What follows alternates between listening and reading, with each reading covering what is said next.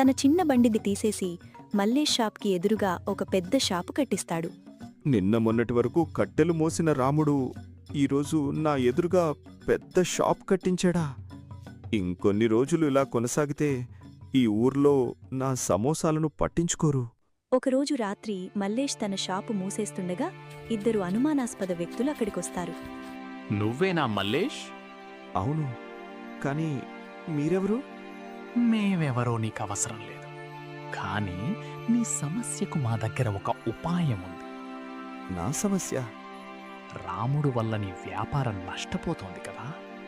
వాళ్ళొక చిన్న పొడి ఉన్న సంచిని మల్లేష్ చేతిలో పెడతారు. రేపు పొద్దున్న సమోసాలు తయారు చేసేటప్పుడు ఈ పొడిని కొంచెం అందులో కలుపు. తర్వాత నీకే అంతా అర్థమవుతుంది. మరుసటి రోజు మల్లేష్ తన షాప్ని తెరిచి సమోసాలు చేస్తుంటాడు. అప్పుడే నిన్న రాత్రి జరిగిన సంఘటన గుర్తొస్తుంది. వీళ్లను ఎప్పుడూ ఈ ఊర్లో చూడలేదు. ఏదో పొడి నా సమోసాలో కలపమంటున్నారు. అసలు వీళ్ళను నమ్మచ్చా? అయినా రాముడి దయవల్ల ఇంకొన్ని రోజుల్లో నా షాప్ మూసేయాల్సిందేగా. అలా చెప్పి మల్లేష్ ఆ పొడిలో కొంచెం తన సమోసాలో కలపగానే